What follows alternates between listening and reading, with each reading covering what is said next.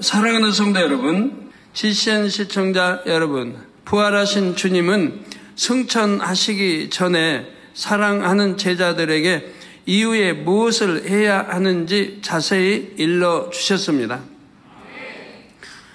사도행전 1장 4절에서 5절에 사도와 같이 모이사 저희에게 분부하여 가라사대 예루살렘을 떠나지 말고 내게 들은 바 아버지 약속하신 것을 기다리라. 요한은 물로 세례를 베풀었으나 너희는 몇 날이 못되어 성령으로 세례를 받으리라 하셨지요. 마치 어린 자녀들만 남겨두고 먼 곳으로 가는 부모가 이제 곧 너희를 돌봐주실 분이 올 것이니 어디 가지 말고 기다리거라 이렇게 당부하듯 주님은 제자들이 성령 받을 준비를 할 수 있도록 승천하시기 직전에 이처럼 분부하셨습니다. 이에 제자들과 성도들은 예루살렘 성내 마가의 다락방에서 마음을 같이하여 기도하기에 힘씁니다.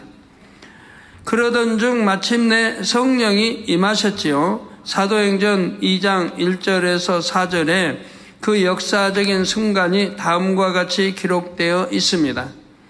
오순절 날이 이미 이름에 저희가 다 같이 한 곳에 모였더니 호련히 하늘로부터 급하고 강한 바람 같은 소리가 있어 저희 앉은 온 집에 가득하며 불의 혀같이 갈라지는 것이 저희에게 보여 각 사람 위에 임하여 있더니 저희가 다 성령의 충만함을 받고 성령이 말하게 하심을 따라 다른 방언으로 말하기를 시작하니라. 구약시대에는 아버지 하나님께서 친히 하나님의 백성들을 돌보시고 인도하셨습니다. 주님의 시대에는 우리 주님께서 그 역할을 감당하셨지요. 주님이 승천하신 후에는 그 다음 주자로 성령이 이 땅에 오셨습니다.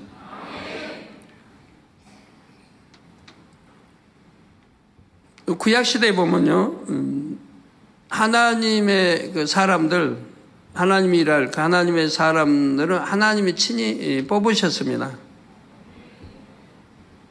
신약시대에도 우리 주님이 친히 제자들을 뽑으셨습니다. 12제자, 70인의 제자를 뽑으셨어요. 꼭 키우셨어요. 그리고 또 상고해 보니까요, 우리 하나님이 뽑으신 사람들, 또 주님이 뽑으신 사람들은 범죄한 사람이 없었습니다. 범죄라는 게 없어요. 또 마음이 선했어요, 모두가. 하나님 말씀에 무조건 순종했고요. 부르면 엘리야도 에녹도 엘리사도 부르니까 즉각 순종. 베드로 제자들 즉각 순종했습니다. 이런 핑계 저런 핑계 안 됐어요. 내 부모가 있는데 나 일터는 어떡하고 이런 안 했습니다. 즉각 순종했습니다. 사도 바울도 마찬가지예요. 그래서 구약이나 신약의 하나님 사람들을 보면 죄를 짓지 않았어요. 범죄하지 않고 육체라 가지고. 그러니까 마음들이 다 곱고 선했다는 얘기예요. 사심도 없고, 그리고 변기함도 없고, 배신도 없고. 그런데 이제 12제자 중에 하나 가룟유다가 나오죠. 배신하고 사심이 있고 돈의 욕심 이런 자가 나옵니다. 이런 경우는 하나님의 섭리를 이루기 위해서 뽑으신 겁니다. 그런 거 몰라서 뽑은 게 아니죠. 하나님의 섭리를 위해서 뽑으신 경우이고요. 그 외에는 다 정직하고 깨끗한 사람들입니다. 사도 바울은 예수 믿는 사람 잡아서 감옥에 보내고 그렇게 악한 자였는데요? 하실지 모르지만 악한 자는 절대 아닙니다.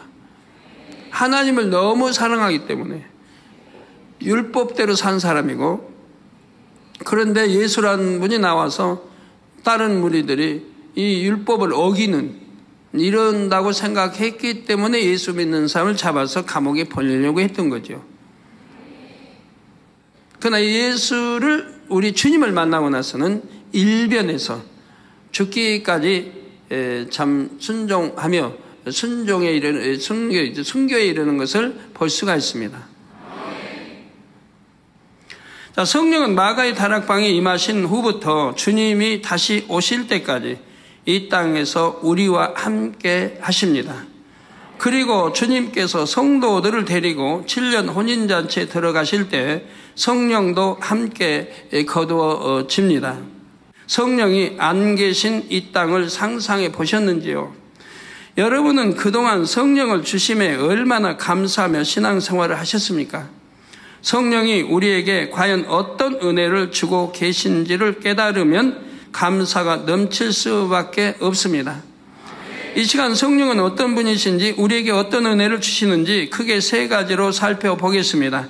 오늘 이후 성령을 주신 아버지 하나님께, 성령이 오실 수 있도록 길을 열어주신 주님께, 우리 안에 거하시는 성령님께 더 진한 감사의 향을 올려드리시기를 주님의 이름으로 축원합니다.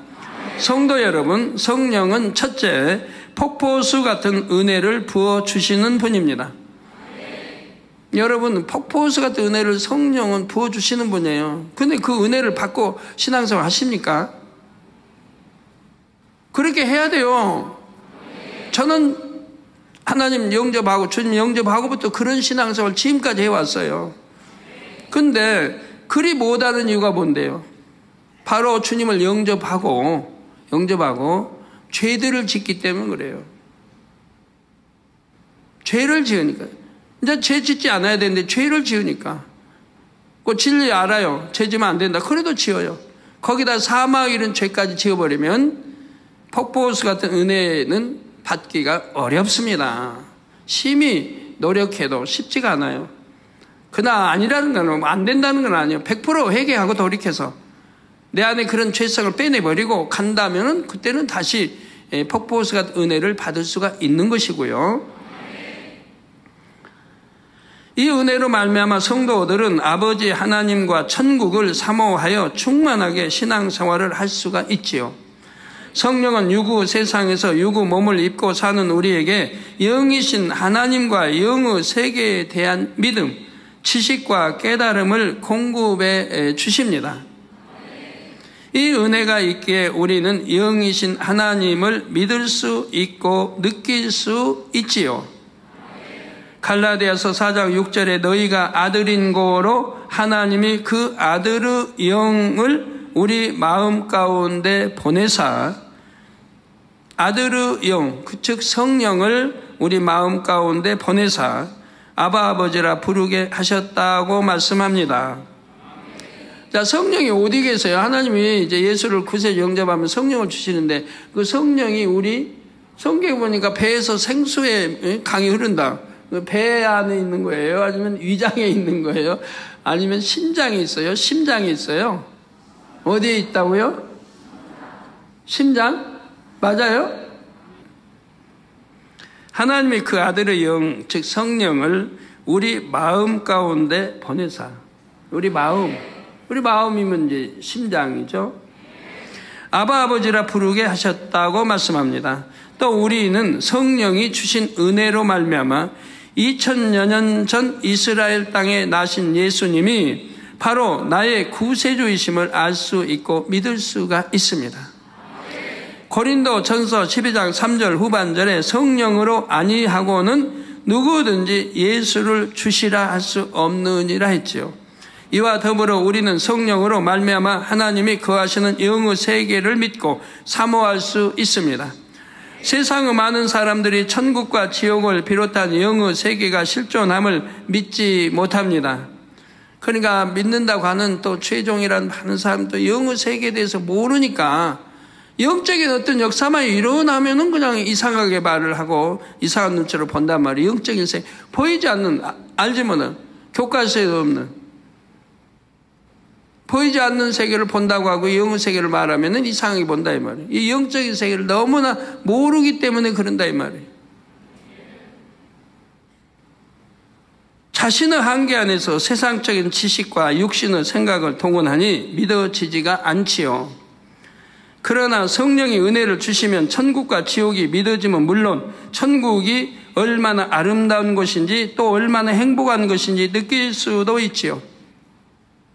예를 들어 성령은 갖가지 은사를 주십니다. 그중 방언의 은사가 있지요.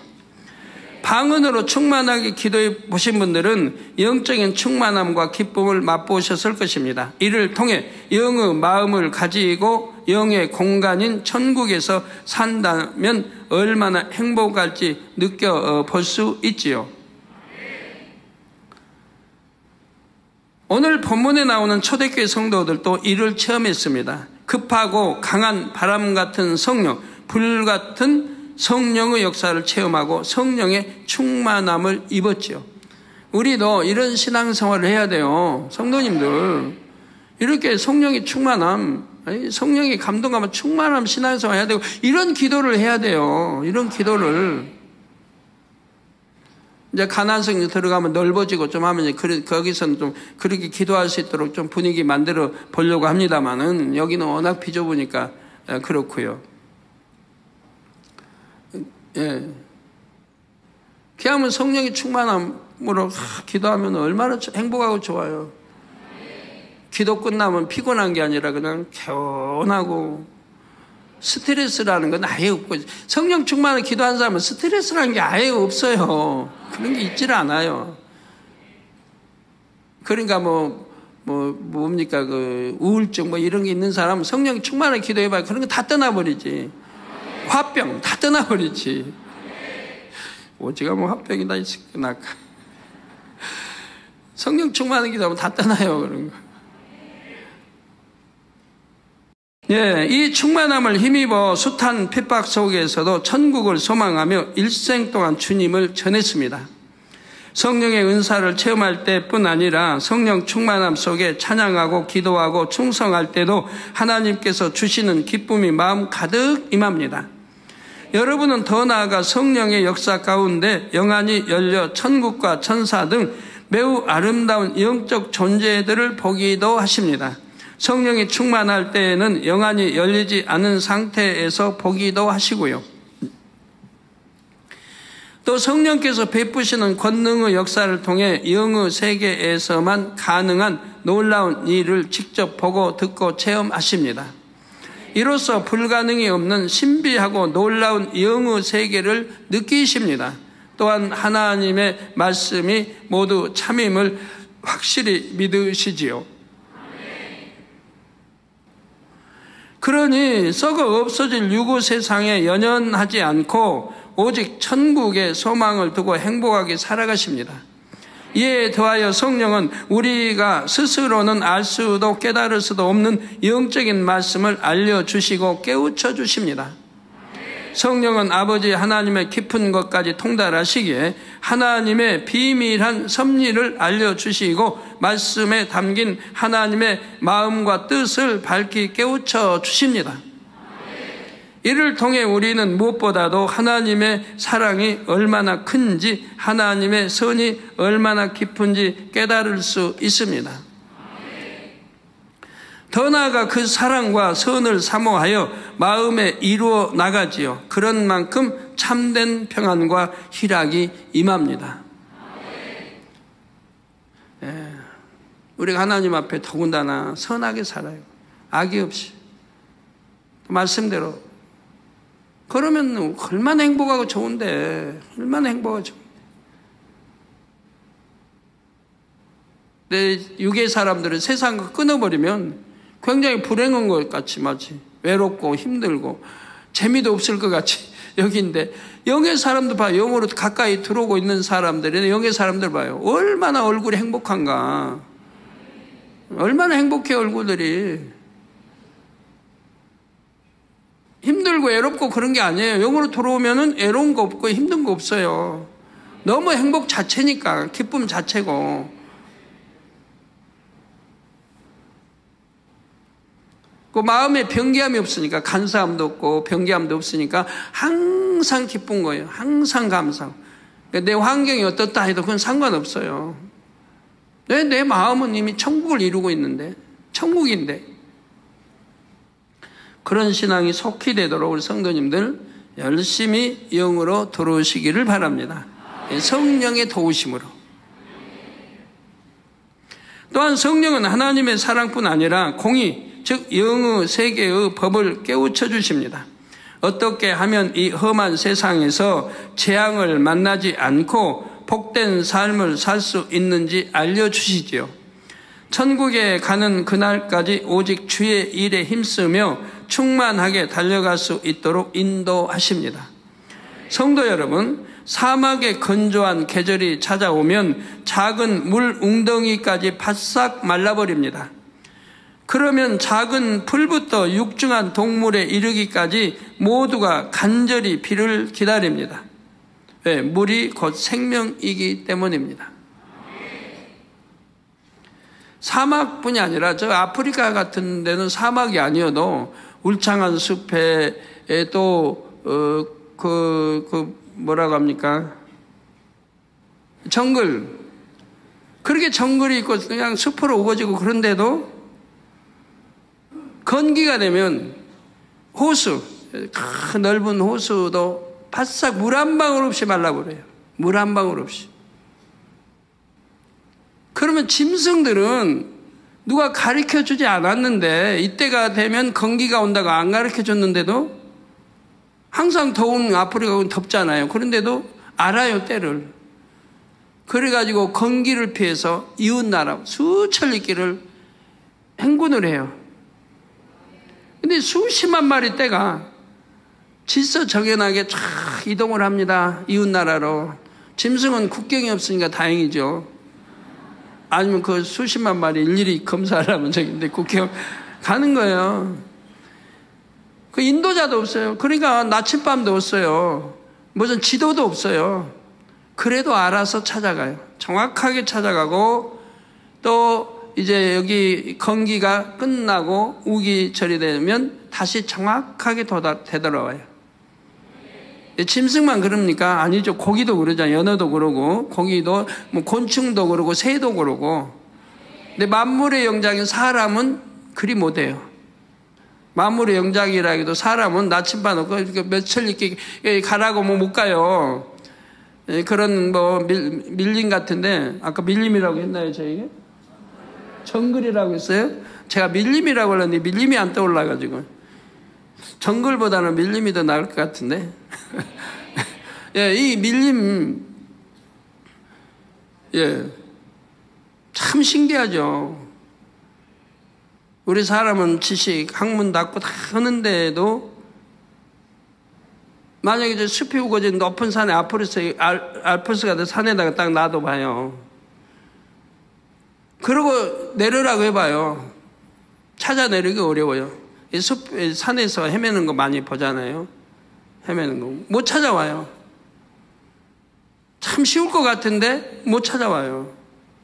땅까지 못 찾아, 굶어 죽는 수도 있어요. 안내자가 없으면. 그런데 이 짐승들은 수천리 길을 그렇게 인도자도 없고 지도도 없고 나침반도 없이도 갔다가 정확하게 다시 돌아와요. 참 신기하죠. 이러니까 하나님은 다 그런 동물도 식물 다 이렇게 살아갈 수 있도록 역사해 놓으신 거죠. 오늘날 우리는 하나님의 말씀과 성령의 충만함이 사라진 메마른 사막 같은 세상 속에 살고 있습니다.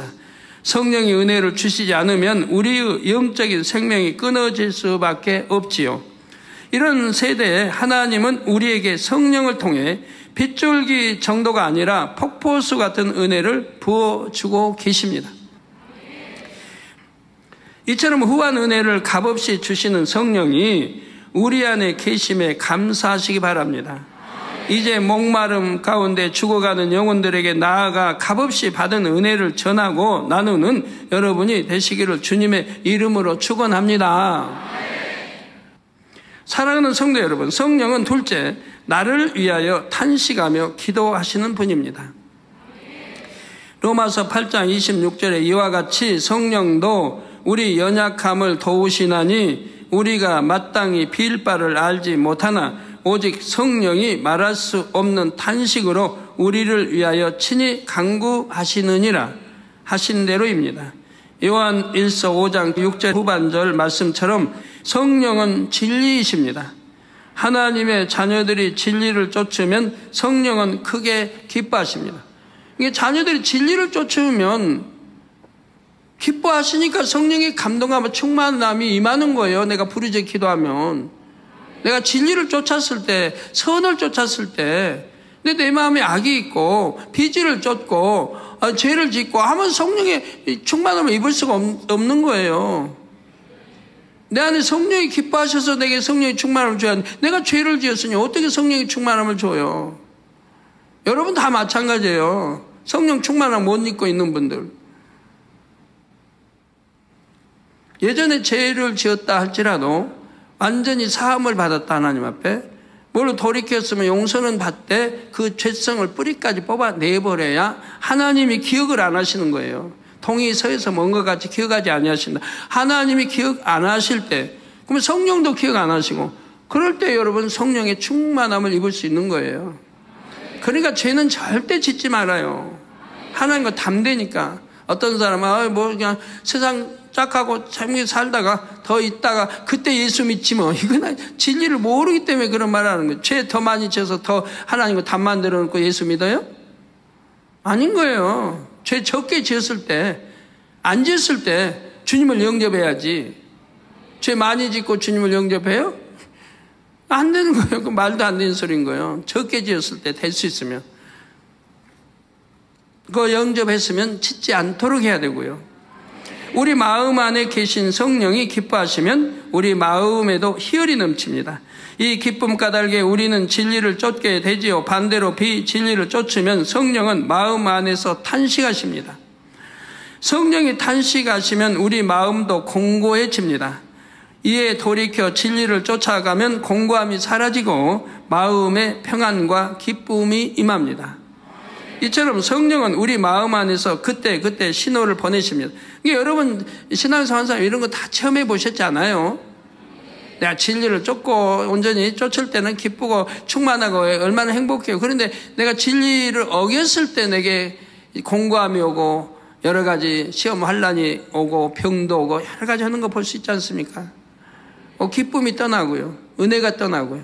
믿음도 줄어들고요. 우리가 비진리를 쫓지 않고 오직 진리만 쫓아갈 수 있도록 성령은 이끌어 주십니다. 우리가 그 소리에 귀를 기울이는 한은 성령은 우리 마음에서 떠나지 않으시고 계속 신호를 보내주십니다. 때때로 연약하여 큰 죄를 지었다 해도 성령은 말할 수 없는 탄식으로 그를 위하여 하나님께 친히 간구하십니다. 용서해 주시고 돌이킬 수 있는 힘을 주시라고 다시금 기회를 주시라고 기도하시지요. 설령 마음의 귀를 닫고 그 음성을 듣지 않으려고 하는 영혼이 있다 해도 다시 마음을 열고 귀를 기울이도록 끊임없이 마음을 두드리십니다. 이 사랑을 느껴보실 수 있도록 다음과 같은 비유를 들어보지요. 한 청년이 중한 죄를 짓고 교도소에서 수감됐다가 풀려났습니다. 어떤 부부가 이 청년에게 새로운 인생을 선물하고 싶은 마음에 청년을 입양하여 아들을 삼았습니다. 그런데 이 청년이 처음에는 고마워하는 듯 하더니 금세 은혜를 잊고 다시 죄를 짓기 시작했습니다. 부모가 아무리 타의를 넣어도 듣지 않고 때로는 자신을 만류하는 부모에게 폭력을 휘둘러 상처를 입히기도 했지요. 그럴 때마다 부모의 마음에는 몸에 난 상처보다 더 큰 상처가 났습니다. 또 이 아들이 저지른 일을 수습하느라 부모의 삶까지 점점 엉망이 되어갔지요. 그래도 이들은 포기할 수가 없었습니다. 자신들이 포기하면 이 아들은 전과가 계속 쌓여서 결국 무기징역이나 사형 선고를 받게 될 테고 비극적으로 생을 마감할 것이 뻔했기 때문입니다.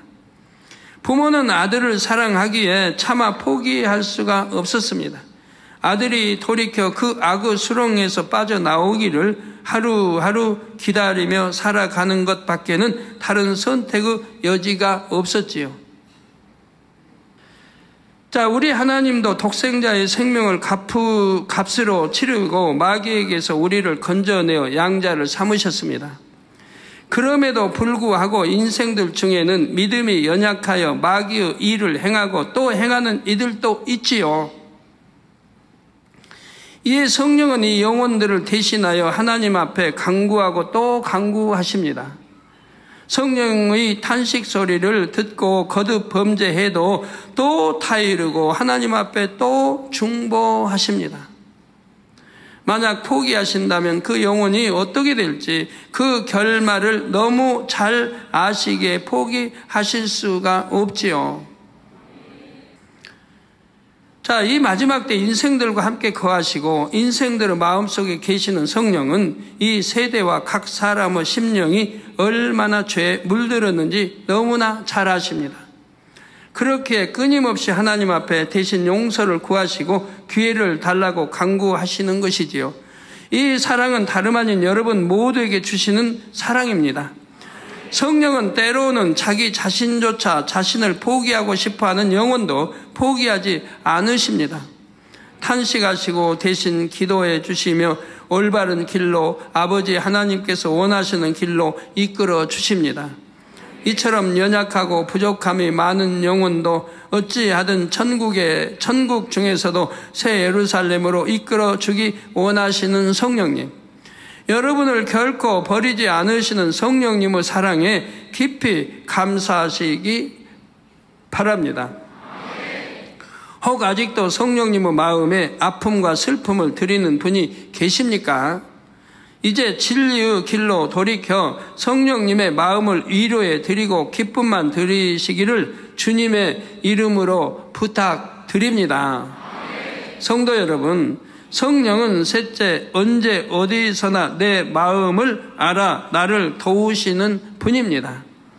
성령님은 탄식하심으로 공고함을 느끼게도 하시지만 그와 동시에 위로하시고 격려하시며 돕는 역할을 하십니다.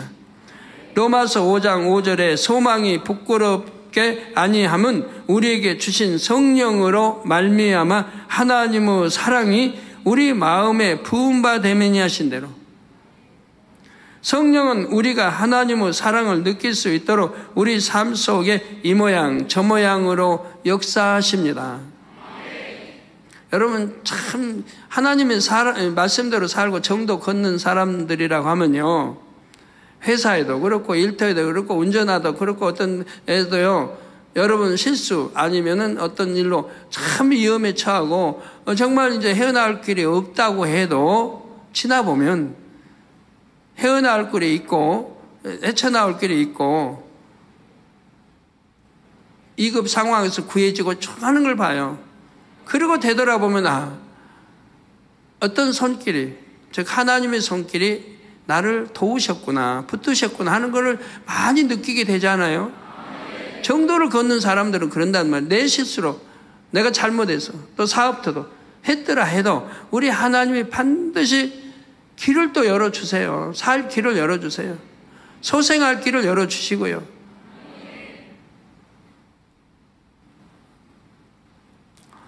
여러분도 일상 속에서 이런 성령의 역사를 많이 체험해 보셨을 것입니다. 연단 중에는 아무도 내 마음을 모를 거야 이런 생각을 할 때가 있죠.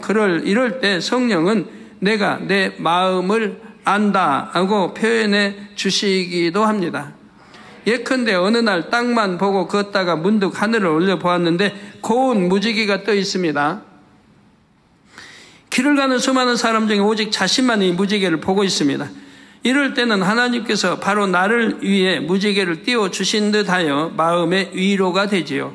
때로는 주변 사람들을 통해 위로하시고 격려하시기도 합니다. 우리 많은 성도님들은 매년 헌신 예배마다 아버지 하나님 앞에 힘껏 예물을 드리시고 자신을 위해서는 아끼고 또 아끼십니다. 그러다 보면 때로는 누군가가 선물을 건네기도 합니다. 포장을 열어보니 이런 것이 있었으면 좋겠다 생각했던 물건이 들어 있습니다. 또는 급히 필요한 금액만큼 뜻하지 않은 수입이 생기는 경우도 있지요.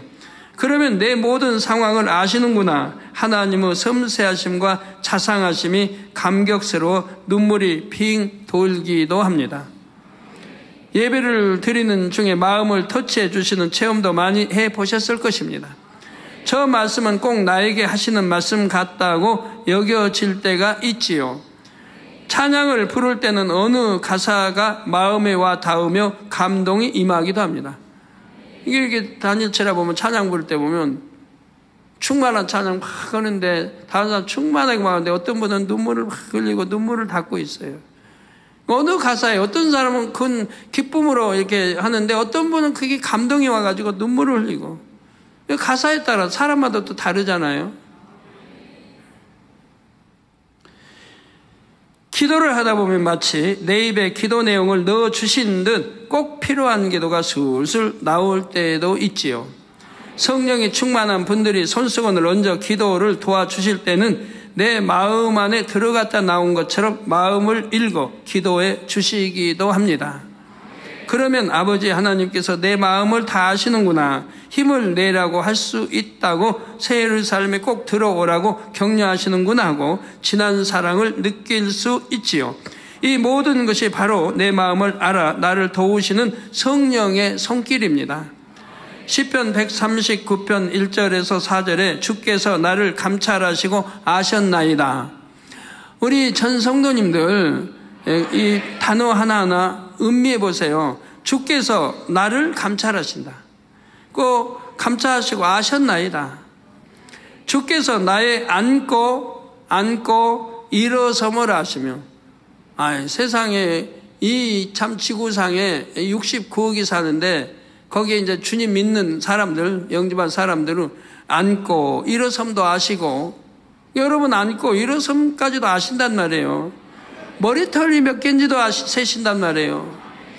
멀리서도 나의 생각을 통촉하시오며, 아무리 멀리 떨어져 있어도 여러분 마음속에 뭘 생각하는지 다 아신단 말이에요. 나의 길과 눕는 것을 감찰하시며 나의 모든 행위를 익히 아시오니 여호와여, 내 혀의 말을 알지 못하시는 것이 하나도 없으시니이다 고 고백한 것처럼 내 혀의 말을 다 아신다. 내가 하루 종일 뱉은 말 다 아신다 이 말이에요. 하나님은 기억하신다 이 말이에요. 또 기록까지 다 하신다 이 말이에요. 하늘은 다 기록. 왜? 심판날에 그 뱉은 말 한마디 한마디가 다 심판하게 되기 때문에요. 한마디도 빼지도 벗지 않고 그대로 심판이 되어지기 때문에 그렇습니다. 이런 거를 하나님 말씀이에요. 당연히 믿어야죠. 믿는다고 하면 내가 아무렇게나 살 수 없는 겁니다.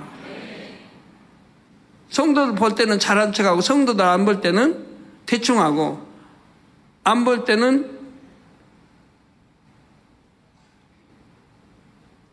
나쁜 행동도 나오고, 여기서는 참 은혜로워요. 충성도 하고 집에 가서는 자녀들에게 그냥 혈기를 내고 부부싸움도 하고, 여기서는 부부싸움 참 정다운 참 다정한 부부 같은데 집에 가서는 남편이 혈기 탁탁 내고 아내는 그냥 대들고,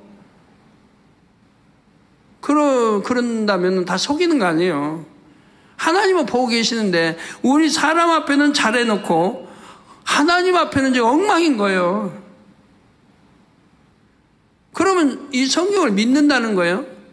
믿는다면 일이 못하는 거 아니겠어요? 믿는다면.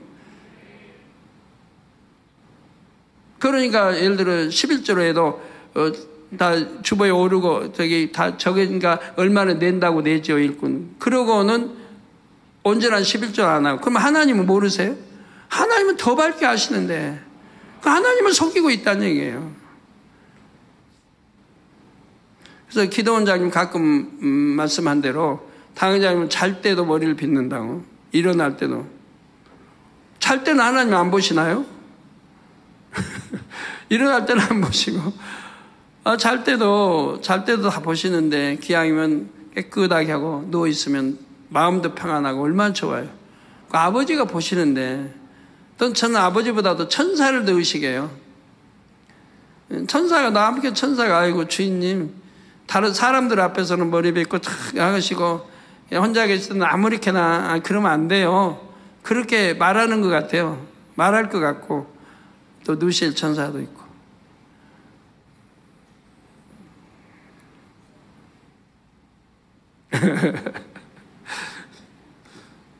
그러니 보든 보지 않든 하나님은 보고 계신다는 걸 항상 믿으시기 바라요. 하나님 앉고 서는 거 말 한마디까지라도 다 점검이 된다고 하는 사실을 아세요. 그런다면 말 함부로 하는 거 아니에요.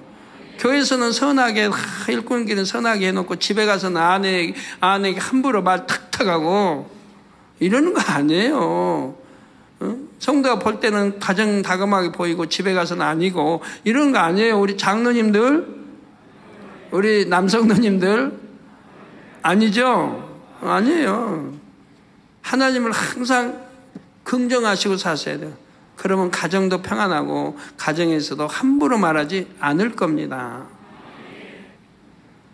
성령은 나의 말과 행동은 물론 내 깊은 마음과 사람들은 모르는 형편까지 모든 것을 다 아십니다. 이런 성령을 인정하고 의지하면 성령께서 매 순간 여러분을 위로하시고 격려하시며 잘할 수 있도록 도와주십니다. 그때 무엇이 필요한지를 아셔서 채워주시지요. 이처럼 좋으신 성령님께 여러분도 매 순간 감사의 찬양과 기도를 올리시기 바랍니다. 네, 결론을 말씀드립니다. 사랑하는 성도 여러분, 아버지 하나님을 뵙고 싶다, 주님 품에 안기고 싶다, 이런 생각을 해본 적이 있으신지요? 하나님을 멀리서 찾지 마십시오. 아버지 하나님의 마음으로 나를 사랑스럽게 바라보시는 분, 나를 품에 안아 주실 분이 여러분과 늘 함께 계심을 기억하십시오. 그분은 바로 성령이시지요.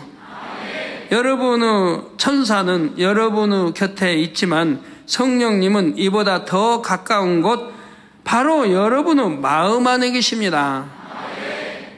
이런 성령을 인정하고 의뢰하면 폭포수 같은 은혜를 부어주십니다. 오직 진리만을 쫓을 수 있도록 기도해 주시고 언제 어디서나 도와주십니다. 가끔 이제 기도받으러 나오실 때 그런 분들 뭐 우울증, 뭐 외롭다. 그럼 그런 게 다 뭐예요? 무슨 뜻이에요? 성령이 나 안 도와주고 계시거든요. 성령이 나 도와주시면 우울증이 어디 있고 외로운 게 어디 있고 그래요. 성령 감동은 충만 기쁘고 희락이 넘치는 건데 성령이 나 안 도와주시니까 외로운 거예요. 우울하고. 그러면 왜 안 도와주실까요? 세상 거 사랑하니까. 세상에 미련 마음을 빼앗겼고 내주고 그 세상 거 사랑하니까 성령이 도와주고 싶으셔도 도와줄 수가 없는 거예요. 그 세상은 나를 외롭게 해요. 우울하게 하고. 자, 그런 쪽으로 나를 이끌어가는 거. 이게 내 안에 그런 것이 있다 한다면 내가 얼마나 하나님 뜻에 이배하고 살고 있고 세상을 동경하고 세상을 사랑하려고 하는 마음이 내 안에 가득하다는 것을 깨우쳐야 돼요. 만약 하나님을 사랑하려고 하고 하나님을 사랑하는 마음이 가득 차봐요. 그럼 그런 거 없어요. 우울한 거 없어요. 기쁘고 행복하고 감사만 넘치는 거지. 그 하루가 왜 이렇게 빨리 가고 한 주가 왜 이렇게 빨리 가고 한 달이 왜 그렇게 빨리 가는지 너무 빨리 가서 문제예요. 주님 다시 오실 때까지 이렇게 귀하신 성령님과 늘 함께 하시기를 주님의 이름으로 축원합니다. 예. 서양 사람들이 왜 그렇게 담배를 피웁니까? 술 마시고 담배 흡연을 합니까? 이 중국에도 1년에 100만 명이 담배로 죽어가던가요? 중국 한 나라에서만도 1년에 100만 명 맞나요? 제가 읽었는데 100만 명이 맞는지 더 되는지 하여튼 100만 이상이에요. 1년에 흡연, 담배 피워 죽어간 사람이 그렇게 많다는 얘기예요. 100만 명이면. 그래도 왜 못 끊어요, 담배를? 죽어가는데도. 건강 찾고 보약 찾고 온갖 운동하고 건강을 하면서도 왜 죽이는 담배 하나를 못 끊냐 이 말이에요. 이게 담배 못 끊는 사람 물어보면 그러죠. 무슨 재미로 사냐고. 무슨 낙으로 사냐고. 기독교인들은 무슨 재미로 사는지 모르겠다고. 만민교회 와서 봐요. 다 너무 얼굴들이 빛나는 재미로 사는 사람들이니까. 천국 가는 재미, 세유산 가는 재미, 우리 주님 믿는 재미. 재미로 사는. 근데 무슨 재미로 사냐? 담배도 안 피우고 술도 안 마시고. 그럼 그러면 그분들은 담배를 왜 펴요? 안 피면 허전하고 외로워요. 허전하고 외롭고 심심하고. 그러니까 담배를 또 피워요. 거기다가 이제 뺏기는 거죠. 그러면 그 피우는 순간만은 외롭다, 심심하다, 허전하다, 이런 게 감소가 되죠. 감소가. 고뇌에서도 좀. 근데 피우고 나서 또 한참 지나면 또 마찬가지인걸? 그러니까 또 피워야 돼. 그러니까 이제 골초는 하루에 40개를 피워요, 40개. 골초는. 웬만한 골초 아닌 사람은 20개를 피고. 근데 20개만 피는 거 아니다. 40개만 피는 거 아니다. 가난한 사람은 절반 피고 또 꺼가지고 넣어놨다가 또 피거든요. 그러면 한갑 핀다 그러면 40번 피는 거예요. 40번은. 이제 가난한 사람이 돈이 아까우니까 다 못 피고 절반 피워서 껐다가 이제 그러다 다시 또 피해요.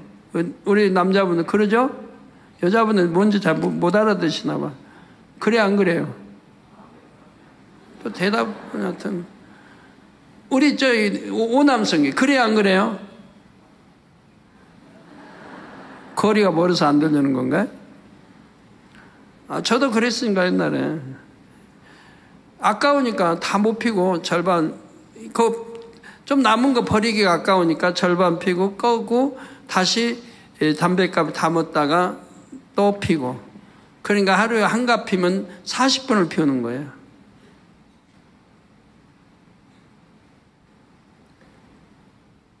골초는 2갑을 피워요. 못해도 40번 이상 하루에 50번, 60번 피운다는 얘기예요.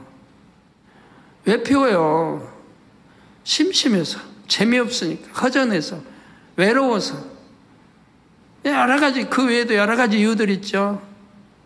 그러고 기독교인은 왜 어떻게 사는지 모르고, 기독교는 무슨 재미로 이렇게 희락이 넘치는 재미로 살아요. 기쁨이 즐거울, 희락이 넘쳐요. 담배 안 피워도, 술 안 마셔도 기쁘고 행복해요. 왜? 내 안에 천국이 있고 성령님이 계시니까.